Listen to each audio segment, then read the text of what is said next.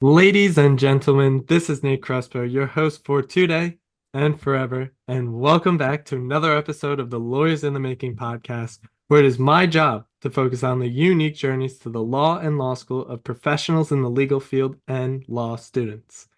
Let's talk about what we're doing today, because today we have another incredible guest. He's a New York Law School graduate and currently works as a senior attorney at Cooper and Scully. He's held past positions as of counsel to Hall Booth Smith and as counsel at Brewer Attorneys and Counselors. He's also the author of The Secret Sauce, 39 Ways to Improve Your Legal Writing Right Now. Excited to have him on the podcast today, Mr. Stewart Milch. Welcome to the podcast. How are we doing today? Before going any further, I'd like to say a quick word about the sponsor of this podcast, Rhetoric. Back in episode 25, I had the privilege of having the CEO, Luke Yingling, on the podcast, and ever since that episode, fell in love with the product. Rhetoric takes user briefs and motions and compares them against the text of opinions written by judges to identify ways to tailor their arguments to better persuade the judges handling their cases. Rhetoric's focus on persuasion and helps users find new ways to improve their odds of success through more persuasive arguments. Know more, win more. I was able to see a demo of the product, and its cutting-edge technology and fascinating features make for a product I am proud to sponsor, and further shows the new digital era the field of law has been entering thus far on my journey doing this podcast. If you decide to book a demo, let them know Nate sent you. Be sure to check them out in the show notes below or at userhetoric.com. One word, userhetoric.com. Now, back to the show. Thank you. We're doing great. Well, that's fantastic, Stewart. I'm ready to get into it. Very excited for this episode. But before we get started, Stu, can you tell the audience a little bit about yourself? Sure. So I'm a born and raised New Yorker. And lived my entire life in the New York City, Long Island, grew up on Long Island, Long Island, New York City, Northern New Jersey area for 50 years until my wife was offered a can't refuse type position down in Dallas in 2017. And we just picked up and moved our family down here more than 6 years ago now. And it was sort of the best move ever. So I don't know that I always, going back, I don't know that I always knew I wanted to go to law school. There was, growing up in a family where both my folks were, went beyond college and were constantly learning. It was expected that all my brothers and I would do the same thing, and so there was always a professional school, whether it was an MBA, an MD, or a PhD or a JD even. And, once I figured out that I was really not that good at science or math, the JD became, and when I did figure out that I was really good at reasoning and writing, so it became even more clear to me which sort of path I would choose. So that's great to hear because I myself am a lifelong New Yorker. I am also from Long Island. I'm from Smithtown. So that's wonderful right there. And so I'd love to go back, all the way back, 1990. You're at Hobart and William Smith College, you're majoring in poli-sci, and then that following year you went to New York Law School. So you talked a little bit about it, but I'd like to take a little bit of a deeper dive. Why exactly did you decide law school is for me? This is what I want to do. When my senior year, I took I took it, so this advanced political science course, and then also something called a rhetoric course. And both involved a lot of research and a lot of writing and a lot of thinking, and to some extent, some argumentative reasoning as well. There was a lot of that actually in the rhetoric class. And I had thought before that that's what I wanted to do, and that sort of cemented it in my mind that this is a really good idea. I toyed around with the idea of med school, and again, it was science. Once I got past the basic biology, chemistry stuff, it went over my head. to be perfectly honest, and but I always loved the history and legal reasoning and sort of and debating um and I had family members that were lawyers as well, and some were transactional lawyers. They didn't do trials. Some were trial lawyers, and you know they always seemed to love what they did. And I thought, all right, I had a cousin who just loved talking about it. So I thought, all right, I can do this. It's something that interests me. Let's do it. Yeah, I think you made some really important points, but the most important point you made there is that that's what you love doing, that's what you were interested in, and it was sort of a strength that you had, that it was apparent that was the strength that you had, and you had used that strength to your advantage by going to law school, figuring, I have to use my strengths to my advantage. And from that, I have to ask, how did you figure out what these strengths were? What steps did you sort of take when you were an undergraduate, trying to figure out what am I good at? What am I not good at also? I don't know that I really did figure it out when I was an undergrad. I mean, I figured out, okay, I'm better at the history, literature, reading, writing, reasoning type of stuff. I mean, I figured that out pretty, pretty quickly. But I didn't figure out that, when when you're growing up and you're watching TV and you're watching family members, it seemed to me you were either a trial lawyer or you weren't a lawyer. Notwithstanding that I did have the one family member who was he was sort of a transactional lawyer and did securities work, but I didn't really talk to him much, and it was kind of a foreign concept. But I did have a few family members who were trial lawyers, and that's all they did. And as far as I knew, and as far as TV told me, and because there was no internet back then to research otherwise, really, that was, you were either a trial lawyer or you weren't a lawyer. And it wasn't until law school that I really figured out, wait a minute, that's not the be all end all. And and even when I was in law school, even though I realized, okay, I'm way better at writing, moot court briefs and arguing in moot court than I am at these trial practice things, I didn't figure out that I wanted to be an appellate lawyer until I was, 4 or 5 years into practice. Yeah, I think that's really important statement there that you said that you really didn't figure out what you wanted to do specifically with the law until much further into career and even after law school. But I want to take a step back. Let's go to law school. Let's go to the first year. People hate it. People love it. Some people are, in the middle. They kind of like it. How was it for you? Um, it was intimidating, first off. I mean, you don't know what to expect. You hear all these stories. You hear about, you're going to get called on. You're going to get embarrassed. You better know your stuff. And first and second semester was just, this constant work, constant studying, and I wouldn't say I hated it, but it wasn't as fun as college. That's for sure. Some of it, it clicked right away, and some of it, you're just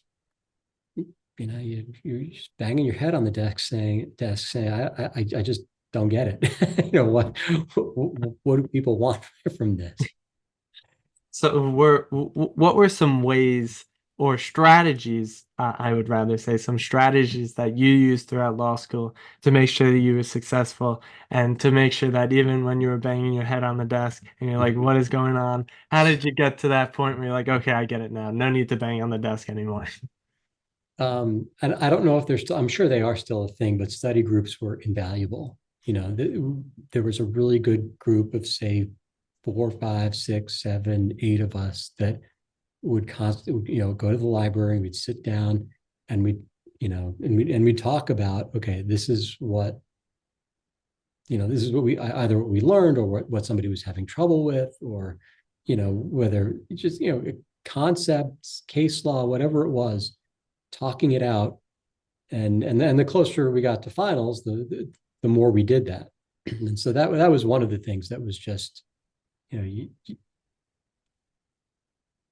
invaluable, was talking to other people. And there's also well, at the time there was a lot made about how competitive it was and how sort of cutthroat that people would be, and to the point where, because it was all in books, there, I mean, Westlaw and Lexis were really just in their infancy in 1990. You would go to a book and a case was torn out because somebody found it first and then nobody else to find it. And it's obviously a lot different now. Nobody can do that with Westlaw or Lexis. It was, and so you got help from people, and you figure out how to sort of work around stuff like that. So I want to key in on the study group here, because it goes to a broader idea of being open to people, being able to go to people, being able to ask for help, sort of the networking, if I wanted, the smaller sample size of networking done in law school. But I think I want to ask about the grander point of how important even just the small things like study groups, but reaching out to people, talking to people, networking with people, how important has that been for your career? I mean, it's always important. And I was just thinking the other day, some people have great, huge books of business, and they can just, they could pick up and go wherever they want, whenever they want. And nobody really teaches you that in law school. And I think that should really be something that's emphasized. If you want to, if you don't want to be beholden to somebody else, just get your own business. And if you don't like where you are because they're not treating you right, or you don't think they're compensating you appropriately for what you bring to the table, pick up your book and leave. Go to a different playground. And that, so yeah, and beyond that, having a network, and if you don't have a book of business, having a network is quite possibly even more important, because firms close, there, work slowdowns, different practice areas have their ups and downs. Back in 2008, the people's practices imploded, and lawyers were getting laid off all over the place. So having a network of people you can reach out to and say, hey, can you give me a hand? Or, can you, introduce me to somebody, even if you're not asking for a job, that's also really important. So I only ask this question because before every episode, I prepare for every guest. So, I have their whole resume, I have all the jobs they ever had, and you have such an interesting track record because it's very similar to someone I had on the podcast before, Dan Cotter, because just like yourself, he switched jobs a lot. And I was so fascinated by it, and I didn't really realize it was a thing. But when he talks about each job he had, each job was connected by another person. And I have a feeling that your situation was probably very similar. So let's go back. After graduating law school, you became an associate at Landau, Miller, and Moran, and then 3 years later became an associate at Gersowitz, Libo, and Correct. Wow, these names are crazy. Am I getting them though? Am I getting them? So, Okay, okay. Yeah. that's okay. I always like to test myself and make sure, see if I'm getting it right or not. But can you talk about those two experiences, and as well talk about how you figured out you wanted to do appellate work going forward? Sure. Well, I mean, the first one, Landau, Miller, Moran, that probably ties back in with your point about having a network, because the way I found that was so when I was a second year law student, I went up to the career services department and said, I want to work, a little bit part-time, maybe 10, 12 hours or so a week to, for whatever, spending money, whatever. And they gave me a number to call, or, some firm down on Wall Street was looking for an intern and they were willing to pay. And, why don't you give them a call? So I called, went down. There was a more senior associate in the firm who was looking for somebody to sort of help them out, do different things. And he brought me on, and then it turned out there were like other sort of law student interns there as well for the time I was there, and I worked for him for a couple of years until he left the firm, and for another guy in the firm until I graduated. Then after I graduated, the guy I had been working for initially calls me and says, "Hey, like I just went out on my own. Can you come work for me part-time? I can't offer you full-time because, we just started, we have no money." So I'm working for him for like 3-4 months after law school. And then his partner says to me, "Hey, if you want a full-time job, I know this guy who's hiring for a full-time associate downtown. And do you want to go interview?" So I went down for an interview. This guy interviews me. He says, "Well, Mike really, Mike really liked you and he recommended you. So you want to come on board?" And that's how I got that job. And that's how it started. I already knew a little bit about what the practice was and stuff. And so I just, it jumped right in, and and that was my first job. No, I mean, I gotta be honest. I had a feeling. My spidey senses were tingling that you had a very similar, because when I see all the job changes, that's when I know they know people. They know a lot of people. Wow. So moving forward, you were then I'm gonna do the whole name thing again. You were an associate at Sullivan Papan.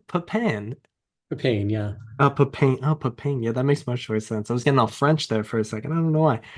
Block, McGrath, and Kennev Canava. Caneva. Oh my God, I'm struggling with the names today.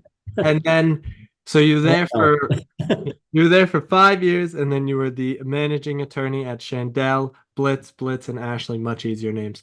And you became a partner at Martin, Clearwater, and Bell. So can you talk about those three experiences? How were they? Did you love them? I don't think you hated them. But how are those experiences, and how are they in any way connected with each other? If they are, I'd like you to talk about that.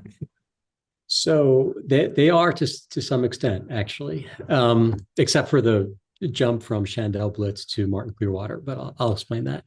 So when I was at Gersowitz, Lebo, and Korak, which was job number 2, they essentially said, we'd like you to try cases, but we also have some appellate and writing work to do. And I said, okay. And I started trying a case once, and it settled. And I realized, I'm like, well, I kind of really don't like this. But then I started doing the appeal and said, wow, this is actually a lot of fun. And that's when it clicked in my head. Hey, genius, you've always been really good at writing, and you've always been really good at, when you are prepared, getting up in front of somebody and making an argument like moot court in law school. Why haven't you been thinking about this to begin with? So when there was an opportunity at Sullivan Papain to work about 50% of the time with their dedicated appellate. They were a bigger firm, so they had a dedicated appellate person. And there was an opportunity to do some litigation work and some appellate work. And I said, well, that's definitely something I want. If I can do more appellate work, great. And by the time I left there, it was pretty much all I was doing. And then Chandel was, it wasn't. Oh, and going back a little bit, one of the reasons they hired me at Sullivan was because there was a connection between Landau Miller and one of the founders of the Sullivan firm, like an old, like way back before it was a Sullivan firm. So when I interviewed with somebody there, they said, "Oh, wow, you worked in that. Okay, now we get it." And so, and then Chandel was just I kind of wanted to balance the appellate work, and they were looking for a managing attorney, so it was managerial and appellate stuff, and it kept me out of the day-to-day courtroom stuff, which was, I mean, if you've ever been a a lawyer in a, and you walk into, court in Brooklyn or court in Manhattan or court in the Bronx, and you know that there's like hundreds of lawyers running around, people screaming out case names, and it's, you're either like, wow, there's so much energy here, and I love this, or you're going, no, I cannot deal with this craziness on a daily basis, and I was the latter. So that managing position really appealed to me, and so from there, the Chandel was having some issues, and the firm eventually closed down very shortly after I left. And the connection with Martin Clearwater actually came through my wife, because my wife, who was also a lawyer, moved to work in-house at an insurance company, and one of the lawyers she regularly worked with was a guy at Martin Clearwater. And when I said, I think I need to move on from Chandel, she said, oh, let me reach out to this guy at Martin Clearwater that I know. And it just so happened that they were looking for somebody. They had a very senior person and a very junior person in their appellate department, and they wanted somebody closer to the senior person, but not quite there. And they said, hey, come on over. And so I did. It just, I'm smiling. I've been smiling the whole time because I feel like my prophecy's coming true. And it's a testament to you though, Stu. It honestly really, really is, because you clearly do very good work at the places that you work at, where the people who recommend you write beautiful things about you, and that will get you to the job every time. So testament to you. And even just, it's a wonderful thing. I admire your ability to go from job to job and have those even your spouse counts as a network connection, everyone. Oh, absolutely. I mean, particularly if they're in the same area and they can help out. I mean, why would they? No, I absolutely agree. I absolutely agree. But going forward, you were at a partner at Goldberg Segella, and then after that was a partner at Lester, Schwab, Katz, and Dwyer. And I believe, was that the last job you had in New York before you went to Texas, right? No, so there was Goldberg Segalla after Martin Clearwater, You and went back. Lester Schwab, and then I went back to Goldberg. So and they were all, chair, like chair or vice chair or co-chair of appellate departments. And so I was working at Goldberg Segalla, and I moved to Texas, and it was kind of remote, and it was kind of touchy, and so it was, I don't think it was going to work out that well. So that's when I moved to the first firm in Texas. Which is Heartline Barger. Yeah. Correct. Right. So how is that? How is the move from New York to Texas? Because now I'm interested. I just thought of this question. But what were sort of the differences coming from New York to then going to Texas and working in Texas? What were some main differences that you saw, and how was adjusting to those differences? There's procedural differences, just different names for the same thing, and when you practice for 20 years and you get used to one way of doing things, it's like, okay, now it's and thankfully Texas and New York have reciprocity, and I can just wave into the bar. It only took about 6 or 8 months. But although the very first time I still was not admitted in Texas. I think it's maybe February or March, and I was asked to sort of monitor a trial as appellate counsel. And so we're in a pretty diverse suburb of Dallas, and even though we're about 35 miles north of Dallas, it's still a pretty diverse, different kind of a suburb where and we've got people from all over. Very few people are actually from Texas where we are. It's mostly transplants from California, New York, New Jersey, Illinois, things like that. But where I got sent was this town in East Texas called Marshall, and that was different.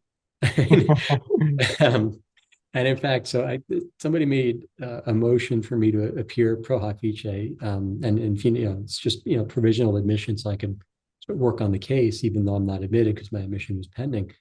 Um, I we got up, and the defense counsel and plaintiff's counsel are there, and the judge says to the defense counsel that I'm working with, says, Mr. Lee, I believe you have a motion for pro hoc vice admission for Mr. Milch.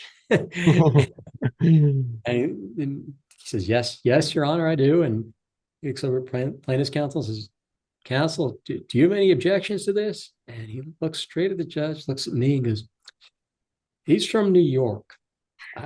I might need an interpreter, but I have no objection. He said, Judge, I promise to speak slowly and clearly, and we'll be fine. And I said, this is not my cousin Vinny, you know. But so it was different. So that was different. But you know where we are. When I was a little kid, my folks moved us from Queens out to Long Island, actually very close to Smithtown. And I grew up. I mean, I grew up around the corner from Smithtown.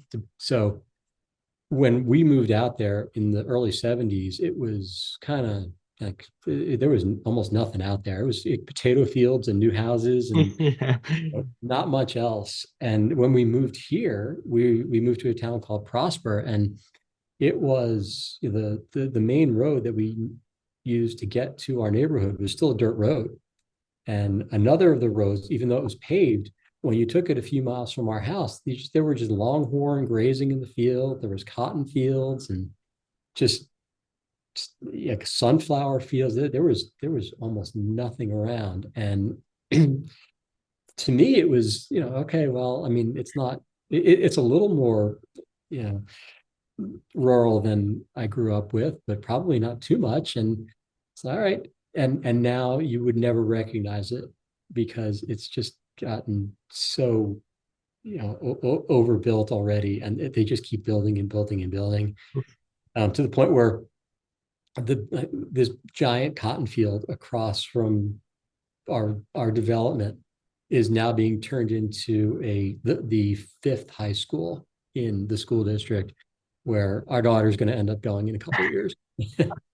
Oh my goodness. Well, first I just have to say that when my neighbors, or used to be neighbors, my old neighbors in Smithtown, they told me that when they first moved into their house, my house was still being built and there was still dirt roads. The whole neighborhood was dirt roads. And I think that was like 1950 something. So I know the Long Island dirt roads very well. I've heard all the stories. My old neighbors have told me all about that. But I think it's very interesting going from the crazy city and Long Island and everything's going on. There's houses all around you to then the rural open land of Texas. I've never been to Texas before. I'd love to go to Texas though, because I feel like it'd be very interesting. Now, when you were in Texas, you also did a year. You were an adjunct professor of legal writing at University of North Texas, Dallas College of Law. And I have to ask, how are you as a teacher? Would I want you as a teacher? I'd love it. So the first semester I taught, there was really very little room for improvisation. We were given essentially checklists and scripts to because it was a second semester, first year legal writing class, and they really didn't want folks deviating from what they had as their material. And I don't even know if, to be honest, we could, because there's probably some sort of state requirement that says this is what they've got to learn first year. But the second semester I taught, it was a summer class. Actually, it was an advanced class, and I didn't even know I was going to be doing it until a few weeks before I did it. And because I was going over some of my students' final papers with the director of the legal writing program, and she asked me, "Hey, do you want to do this this advanced class over the summer?" It's and I forget what she said it was, but I said, and it was connected to legal writing, and I could definitely make it that. And she said, "Okay, great." And then maybe 2 weeks before I started, she said, "Oh, by the way, you've got to come up with your own syllabus and course materials."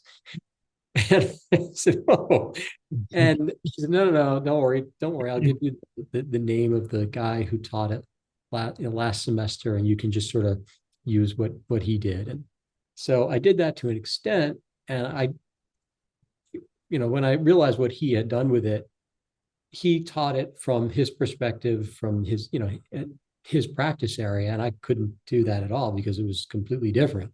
So I turned it into, I turned it into something different where they had a substantive writing project at the end, and we were able to, go over it every day. And I think they appreciate it, or at least I got some comments that from the students that they really appreciated the fact that what I was doing was far more practical than what they'd learned. It wasn't just this rote recitation of facts from a case. It was more of okay, this is how you're going to be practicing. This is what you should be looking out for when you write documents, and substantive motions and things like that. So would you want me as a professor? Yeah, I was a pretty fair grader, pretty easy grader, actually. I mean, it's only, and I was pretty lax uh, with the time, as far as, okay, class was going to start on time, but if we finished half an hour early, as long as we got done what we needed to get done, and I got through what I had planned for the day, they learned what I thought they needed to learn, and what sort of, within like I said, it was with the first year class, it was a very narrow lockstep thing that we had to do. But with this, it was just sort of, you got carte blanche to teach them, and as long as they learn something and they're happy, we're good. So it was completely different. But I like both of them. I had a good time. Stu, I'm sold. He sold me. I'd love to be a part of your class. I'm signing up next semester. But when you were in Texas, as we said, we started at Heartline Barger, and then you were counsel at Brewer Attorneys and Counselors for a year, then 2 years of counsel at Hall Booth Smith, and finally, what you do today, you're a senior attorney at Cooper Scully. And obviously, everyone likes being right. And I need to fulfill this prophecy. So can you talk about those experiences and talk about how they're connected? You know what? Strangely enough, they're not really connected. I'm sorry to. I mean, Heartline, it is a connection, but again, it's more the Barger, and Heartline Barger is, again, somebody that my wife would work with, as because she would be on the insurance side and he would work on the cases that she sent him. And so there was a connection there, and that helped me get my foot in the door.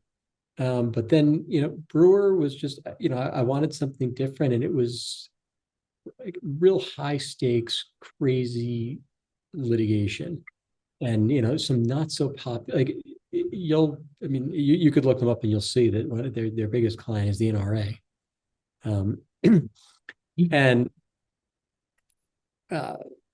so it was a little weird in that sense. And it was really good money. I'm not gonna lie. But there were some things that I just didn't like right away. So, and but the connection at Hall Booth was somebody that I had worked with at Martin Clearwater in New York, actually recruited me to go to Hall Booth. He had moved from New York to Atlanta, where Hall Booth's main office was and is. And he said, "Hey, we'd really like to bring somebody on that can do. We're growing and growing and growing. We have a need for national appellate counsel, and we need somebody that can do what you can do. So come on." And it was that whole conversation actually started before I went to Brewer.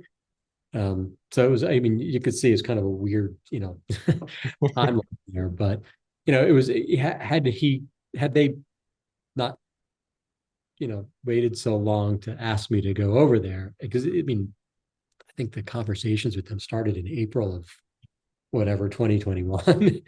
And had they not waited so long, there wouldn't have been a brewer. But that's just the way it worked out. And Absolutely. then Hall Booth, we were still living in Texas. I was traveling a ton. It was just, and my wife was saying to me, it'd be great if you didn't have to travel so much. And there was, again, with Cooper and Scully, there's a little connection with my wife because she did work with a couple of the guys here a little bit, but not nearly as much as in the other places. And it was really just, oh, hey, I saw their ad on the Texas the State Bar of Texas website, and I applied, and it was just like, and they wanted somebody to come into the office in Dallas, and pretty much stay in Dallas. Although since I've been here, I've had 3 extended trips. But they were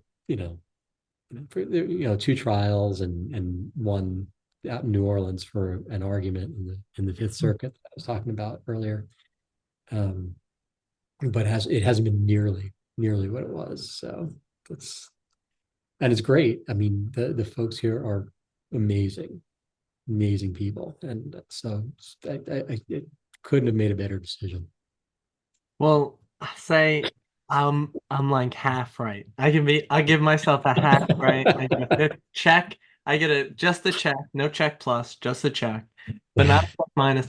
So, and I think it's just such a wonderful thing to present the experiences in such a way like this, because it truly shows just how much who you know is so important, especially in the field of law. Because I think as time has went on, as I've done this podcast, I spoke to more and more people, that the legal field is actually much smaller than people assume. And everyone pretty much knows everyone somehow, some way. They're always meeting, everyone's always well, not everyone's in the courtroom, but when you're in the courtroom, there's other lawyers there. So everyone just knows everyone, and it's just so crazy to think about. But you really are the epitome of who you know, Stu. Literally. And I think it's such a wonderful thing. I really, really do. But I want to talk about the secret sauce. I need to know about the secret sauce. So you're the author of The Secret Sauce, 39 Ways to Improve Your Legal Writing right now. So tell me a little bit about the book, and what are some important takeaways that you would want people to take away from the book?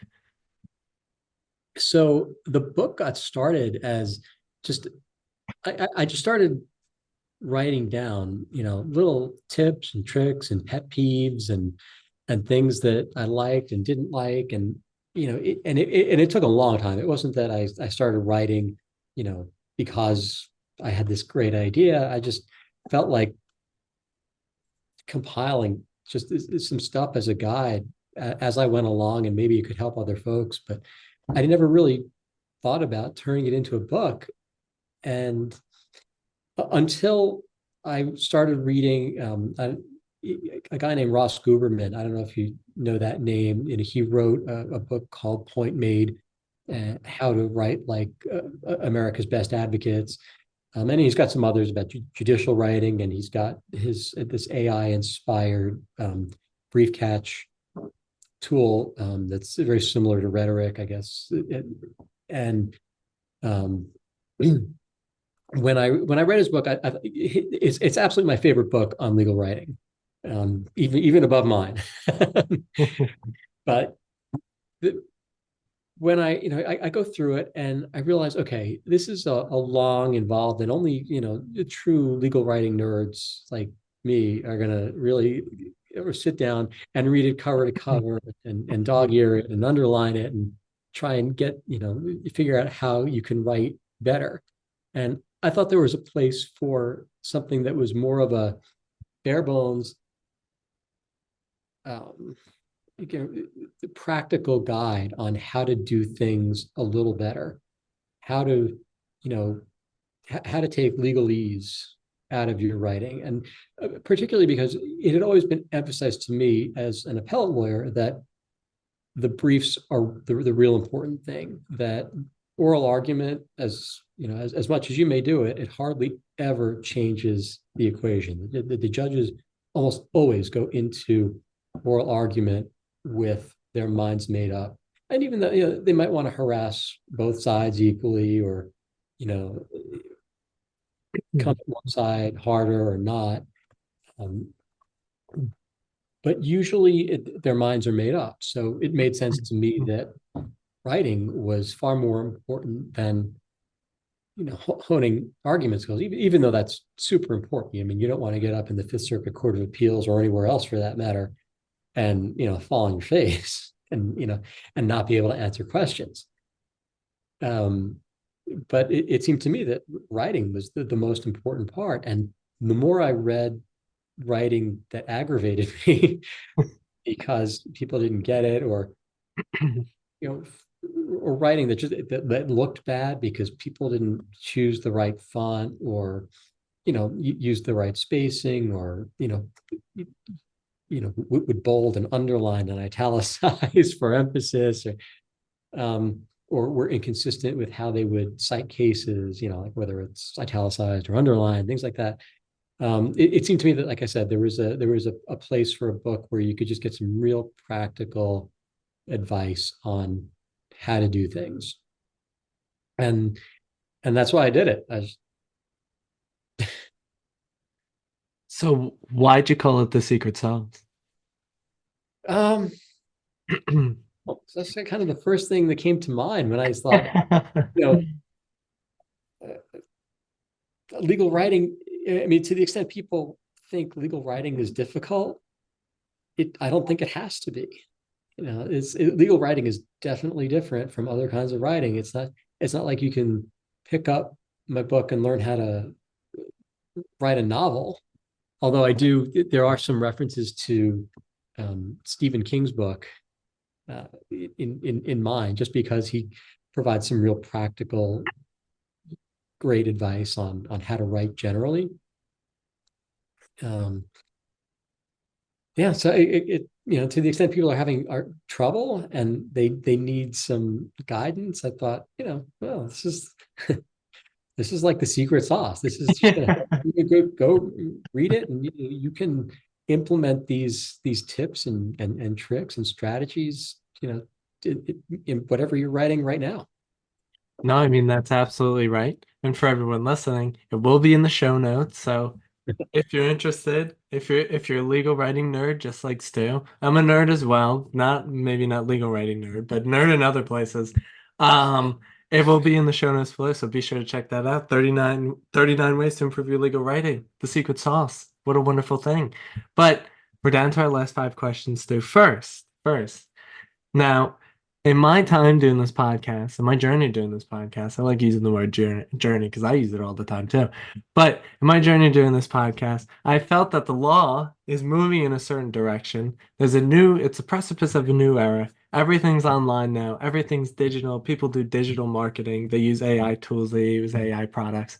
And so that comes to my question of, what does your tech stack look like? Now, do you know what a tech stack is? Because if you do, then I'll go ahead and let you answer the question.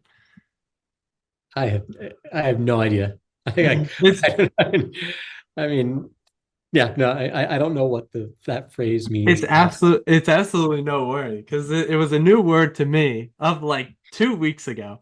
But okay. So it's just as new to me. I'm not that far behind. Okay. But exactly, that's what I'm saying. So it's absolutely no worry. But it's sort of the list of things that you would use, maybe the sort of products or anything that helps you with your legal writing, or at your own when you're working at Cooper Scully, just some things that you use to support you and help you improve your writing. Sure. I mean, I use Brief Catch to the extent that I can, and I mean, I haven't really taken any sort of real deep dive into rhetoric yet, but I really want to.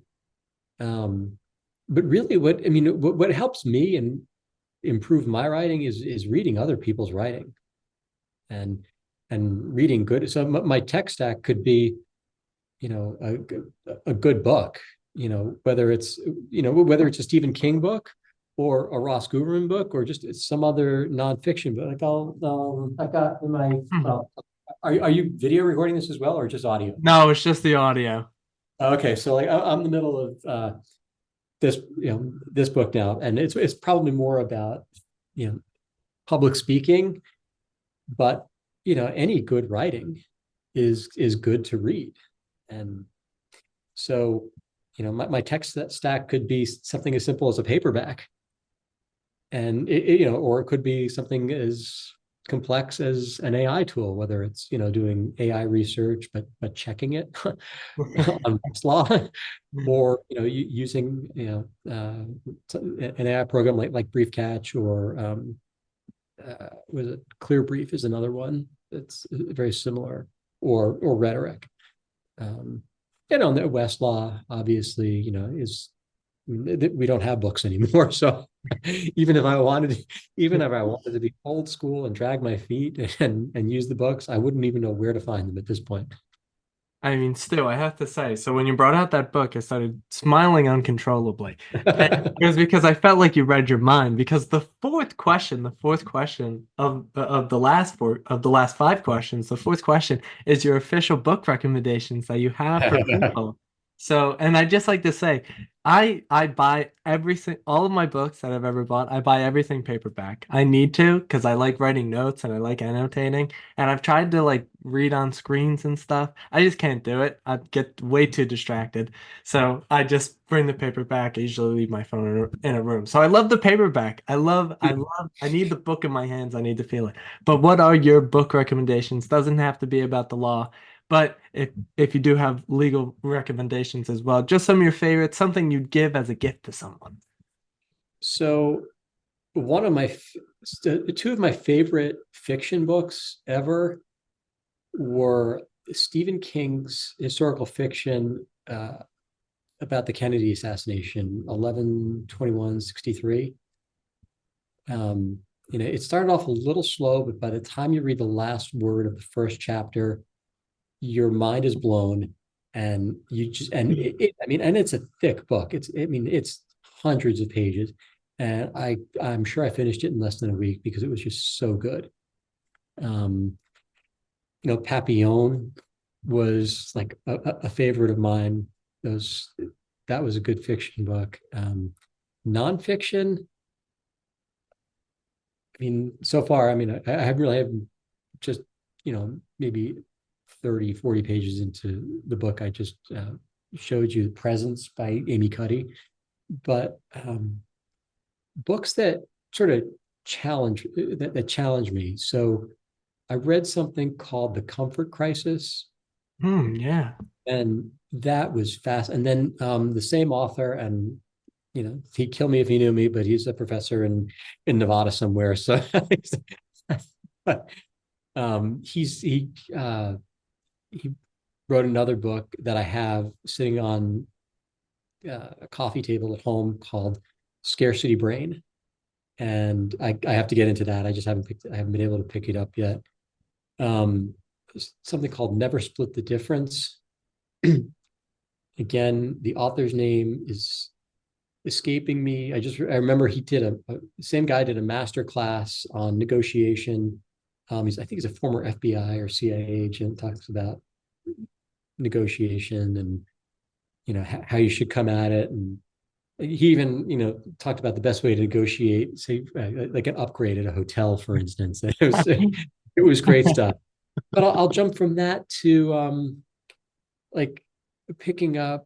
There's in Texas, in Austin, Texas, there's a guy named Aaron Franklin who has a place called Franklin Barbecue, and it's one of the best barbecue places. And he's got a Franklin steak and Franklin barbecue, and he's just got books, and I'll just read them because I'm interested in cooking and barbecue. And so it just, and it's not so much writing as it is, I gotta get tips and tricks for doing stuff at home, but it's something to take my mind off the ordinary. So first, I'd just like to say I have heard of the Comfort Crisis book. I think I heard that guy on a podcast one time before. I forget which podcast it was, but I listened. It was fascinating. I think I listened to that in like high school, all the way back in high school.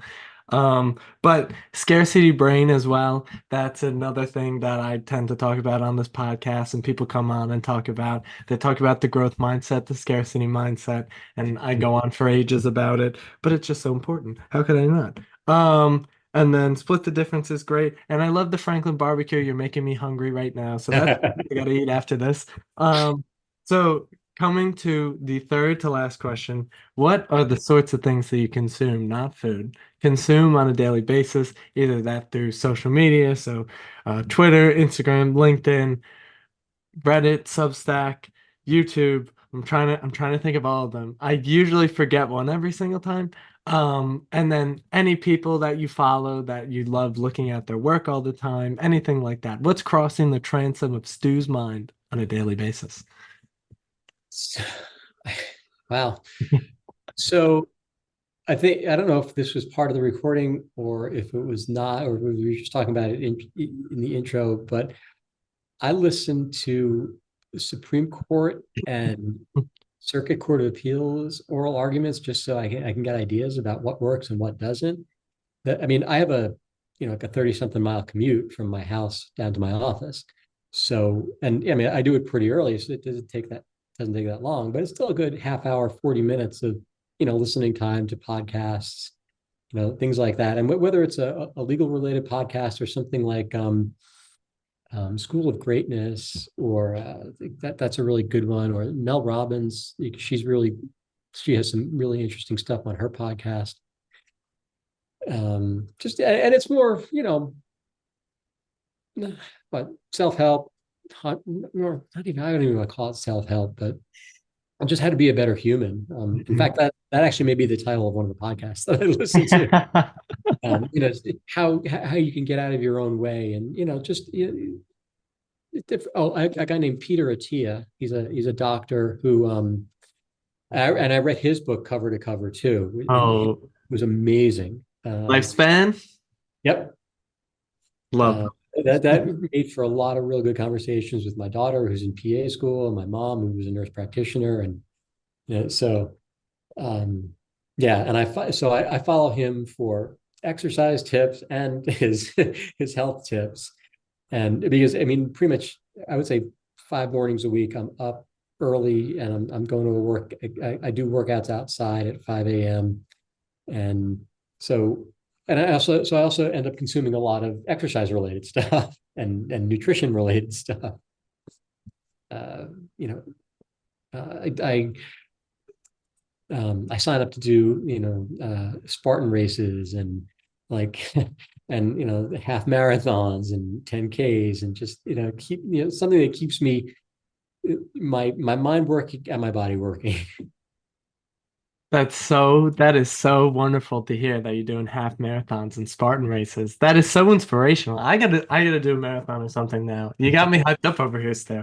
But I'm like a Peter, I gotta be honest, I'm like a Peter Attia super fan. I've listened to so many of his podcasts. I think he's unbelievable. Actually, a podcast that he did one time that was really good. It was on a different podcast. It was on the Rich Roll podcast, and they had a ridiculous conversation, and it was just amazing. And he tells this crazy story, and I'm like, oh my God. But after listening to that, I became even a bigger fan because he's just such a great guy. But second to last question here. And he's a Texan too. He's down in Austin. And he's a Texan. I forgot about that. But I hope by the time I'm older and have more money, he will be I want that guy to be my doctor so badly. He get me right. I know that for a fact. But second to last question, you hinted at a little bit because you're doing your 5 a.m. workouts, which I love as well. That is amazing. I know the sun is shining, you're getting it all over your body. Got it. So sun's so Not at important. 5 a.m., unfortunately, but It's not out at 5 a.m. Oh, no. all I right. mean, we get it by 6 o'clock in the middle of the summer. By 6 a.m., we're getting a little bit of sunlight. We can see Mhm. awesome Texas sunrises, but that's, it doesn't happen a lot. Oh, I mean, listen, even the fact you're getting up and working out at 5 a.m. is still the most Uh, impressive thing I've ever heard in my life. But because I don't do it myself, but I got some time. I got some time to work on it. But second to last question is, what does an ideal Friday night or Sunday morning look for Stu? Friday night, my wife has declared family movie night. So I go home from work and we have some dinner. And if my daughter is actually at home, she'll watch a movie with us. Otherwise, we'll just like hang out and watch a movie together, and and go to bed. Sometimes a couple of Fridays ago there's a new wine bar in our town, and we went out for a wine tasting. So we'll do date nights either Friday night or Saturday night. um, Sunday morning, um, I get up pretty early, and because the outdoor workout schedules only go Monday through Saturday, I'll usually get on like a Peloton or a treadmill or something, work out a little bit, and do what we need to do around the house. If my wife is feeling motivated for church, we can do that as well. um, and grocery shopping, things like that. Just get ahead of the day, and Sunday's kind of lazy after but and I try not to bring too much work home, and she does the same, so we can be as together as possible without any interruptions. I mean, Stu, I gotta say, the way that you live, your mind, body, and spirit is running on the highest levels ever. It's so wonderful to hear. And clearly, through your work, through everything that you do, it is clear that you really practice what you preach here. And I love it. I love it. I love it so much. But Stu, final Thanks. question. I do Yeah. this at the end. Oh, no problem about it. I do this at the end of every episode. What are your words of wisdom for the aspiring law students, the current law students, and even the current legal professionals out there in the world? Aspiring law students and current law students, and I've given this advice before, and it's know yourself. If if you're if you're somebody that likes to be the center of attention, and you love to get up and perform and do your thing in front of a group of people, and you want to go to law school, you'd probably be a really good trial lawyer. It's not written in stone that that'll happen that way, but I mean, extroverted people who just can tell stories, you'll be great. But if you're more like me, if you like the quiet and you like to be able to sit, contemplate, and put things in writing, and then prepare hard for questions from real smart judges, maybe an appellate practice is something that you're better suited, or maybe a transactional practice where you're not in court, and you're just emailing drafts of contracts or other agreements back and forth. Maybe that's for you. And I'm just scratching the surface of what the potential career options are. And if you like criminal law, and do you want to be a DA? And I know that you want to defend to defend people accused of crimes. Do you want to do it privately? Do you want to do it for a legal aid type outfit? But know yourself. Know what kind of people, and that includes knowing what kind of people you want to work with. And because we're in the internet age now, and there's a lot more information out there. Perfect example, the clerking. A lot of folks love to clerk. They think clerking with appellate judges or trial court judges and Supreme Court judges is what they want to do right after law school. Some of those appellate court clerkships, particularly the Supreme Court, are great stepping stones to big firms. But there was, and right now there's something called the Legal Accountability Project. I don't know if you've seen that on LinkedIn. There had never really been a sort of a collecting point for information about judges who people have clerked for, and some people had really bad experiences. So, and some people had really good ones, but there was never a, like I said, a collection point. And this woman started it because she had a bad experience and she felt like people needed to know. So, knowing yourself and then knowing where to get information about, what you're thinking about is equally important. And for those who are practicing, don't buck the stereotype. People, when someone says lawyer, you think, people roll their eyes and go, "Oh, you're fighting with everybody all day. You're an ass just because you can be." And no, I mean, there I don't even know if it's in the ethical rules anymore, and I can't remember which version of the whether it's just it was the New York Code or the Texas Code or just the overarching standards that the American Bar Association had, but there used to be a requirement that you represent your clients zealously within the bounds of the law, and that you had to be a zealous advocate. And too many people, it seemed, took the zealous advocate and equated it with zealot. And there's, I don't know if there's a fine line or a not so fine line, but people used to like to really cross it. I think some states or even the American Bar Association have completely done away with the zealous advocate, probably because of that. But don't be unreasonable. Just be gracious. We're all members of the bar. We gotta live with each other, and so that would be my advice. And if you're looking to change things up, just go for it. That's absolutely right. It's beautifully said, Stu. But that's all we have. That's the pod. Stu, thank you so much for doing this. Thank you so much for spreading your wisdom, spreading those experiences, and for everyone out there listening. Thank you for tuning in. And remember, check us out, lawyersinthemaking.substack.com. Lawyers in the Making, one word, .substack.com. And I will see you in the next one.